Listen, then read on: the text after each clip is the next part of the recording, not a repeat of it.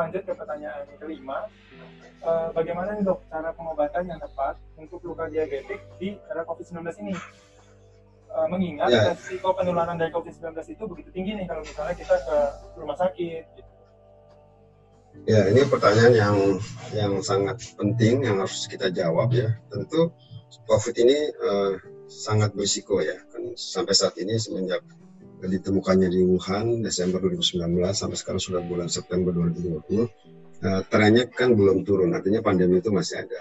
Risiko tertularnya virus COVID itu sangat mungkin, baik karena kasus dari luar maupun transmisi lokal. Oleh karenanya penderita luka diabetes tentu cemas juga ya, khawatir karena kalau dia ke rumah sakit nanti di perjalanannya ada risiko tertular, nanti di rumah sakit ada risiko tertular, pulangnya juga ada risiko tertular. Intinya memang seperti itu. Oleh karenanya itu kita harus tahu ya bagaimana sifat-sifat luka itu. Kalau boleh saya kasih tips juga, ada dua faktor atau dua variabel yang menjadi pertimbangan. Pertama, kondisi gula darahnya. Nah, kedua, kondisi lukanya. Nah, kondisi gula itu nanti para penderita diabetes tetap harus menjaga protokol kesehatan. Jadi kalau dia keluar ke rumah sakit harus pakai masker. Kalau bisa, kalau udah lansia maskernya masker yang medis yang bagus. Kemudian kalaupun terpaksa ke rumah sakit, ya harus hati-hati memakai masker dan maskernya jangan dibuka. Walaupun ketemu dokter ya juga maskernya tetap dipakai. Kalau mentang-mentang ketemu dokter terus maskernya malah dibuka, itu berbahaya. Apalagi dalam perjalanan. Nah, kalau ke rumah sakit juga ya harus hati-hati, jangan menyentuh yang tidak perlu, karena itu banyak virus di situ. Kalau terpaksa menyentuh ya harus cuci tangan, menjaga jarak. Jadi protokol kesehatannya harus diikuti. Yang kedua, tips kedua ya para penderita diabetes itu harus menjaga gulanya, harus distabilkan. Tentu para penderita diabetes ini kan sudah punya resepnya.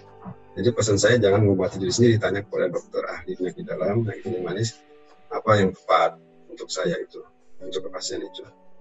Jadi pertama menjaga protokol kesehatan, kedua menjaga kadar gula tubuh, nah yang ketiga itu menjaga lukanya sendiri.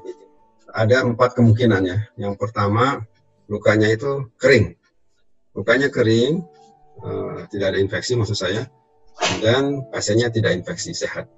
Artinya pasiennya tidak ada keluhan, demam, keluhan lain, batuk, segala macam, artinya sehat ya. Kalau pasiennya sehat, lukanya juga kering, itu pasien nggak usah ke rumah sakit, pasien bisa merawat dirinya sendiri. Tentu kan biasanya pasiennya sudah pernah berobat ke rumah sakit, artinya sudah tahu instruksi dokter apa yang harus dilakukan. Jadi kategori pertama adalah pasien yang bisa atau yang tidak perlu ke rumah sakit. Dengan catatan ada 2. Yang pertama pasien tersebut sehat, yang kedua lukanya juga kering atau menjelang sembuh. Nah, kalau kategori 1 ini, dia pasiennya bisa konsultasi kepada dokter ahli di rumah sakit, baik mungkin menggunakan video call atau WhatsApp atau mungkin Google Meeting atau Zoom, itu terserah, itu bicarakan saya dengan pihak rumah sakit.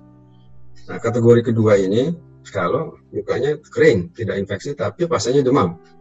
Nah, ini pasien harus mencari tahu apa penyebab demamnya ini. Karena lukanya kering, kalau lukanya basah, mungkin demamnya karena luka yang basah. Infeksi maksud saya. Tapi kalau lukanya kering, tidak ada infeksi, pasien demam, pasien harus mencari tahu. Karena sekarang situasinya COVID, ya dipertimbangkan dulu kemungkinan yang pertama adalah COVID. Kalau demam, apalagi ada gejala ikutan batuk, ya udah sebaiknya di swab aja, swab positif atau negatif. Itu kategori kedua. Jadi tadi kategori pertama pasiennya sehat, lukanya baik, itu bisa konsultasi dari rumah kepada dokter ahli. Kedua tadi ya, lukanya sehat, tapi orangnya nggak sehat. Nah, ini harus dicari penyebabnya. Karena masa pandemi dites swab. Nah, yang ketiga itu pasiennya sehat, tetapi lukanya infeksi. Biasanya keluar cairan menjadi basah dan bau. Pasien juga tidak nyaman karena lukanya infeksi. Karena luka infeksi ini juga berisiko karena dia akan meningkatkan kadar gula darah. Jadi ini suatu keadaan yang khusus ya pada orang kencing manis. Lukanya tinggi bikin infeksi, lukanya infeksi bikin tinggi juga gulanya. Jadi ini sulit. Oleh karenanya kategori ketiga ini harus datang ke poliklinik. Datang ke poliklinik ketemu dokternya. Nanti dokter akan melakukan prosedur untuk membersihkan lukanya, mengamankan lukanya gitu. dan dokter akan memberikan obat-obatan untuk diminum di rumah. Nanti tidak dirawat. Jadi kategori ketiga itu tidak dirawat, hanya rawat jalan, dibekali, dibersihkan, kemudian diberikan obat, kemudian nanti konsultasi lagi seperti kategori pertama tadi dengan daring, dengan online.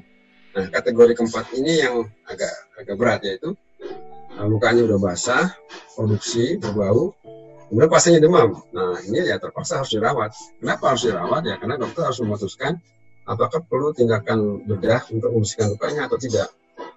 Ini jadi panjang ceritanya. Kalau emang harus dioperasi, itu mesti dicek lagi dia ini swabnya positif atau negatif. Kalau swabnya positif, ini kan mesti dioperasi secara khusus, ruangan ICU disiapkan. Tapi kalau swabnya negatif, ya hanya operasi luka aja di kamar bedah, seperti dirawat di ruang biasa. Tapi kalau nggak perlu dioperasi, itu nanti dirawat, dibersihkan lukanya di ruang rawat, sambil diinvestigasi ada COVID atau enggak. Kalau COVID-nya nggak ada, sudah pasien bisa pulang. Jadi kalau COVID-nya ada, ya itu diobati oleh dokter ahli COVID. Jadi begitu Mas Fahri, ada empat kelompok. Kelompok pertama bisa dirawat di rumah, konsultasi online dengan dokter. Kedua, kelompok yang harus mencari tahu apa penyebabnya kalau demam pada lukanya tidak infeksi. Yang ketiga, kelompok di mana orangnya sehat tapi lukanya basah infeksi, nah itu harus ke poliklinik. Nah, terakhir kelompok keempat, pasiennya demam, lukanya basah, hanya kemungkinan besar harus dirawat di rumah sakit. Kurang lebih begitu. Kalau kita tahu keempat kategori ini, mungkin pasien menjadi tenang. Begitu ya. Terima kasih. Baik, begitu sahabat sehat mengenai kategori-kategori yang kapan kita harus di rumah, kapan kita harus ke poliklinik, kapan kita harus datang ke rumah sakit. Gitu. Tujuannya supaya bisa meminimalisir untuk tertularnya COVID-19 yang masih menjadi pandemi saat ini. Baik, kita lanjut ke pertanyaan selanjutnya, Dok, yaitu pertanyaan ke-6. Bagaimana teknik perawatan luka yang benar?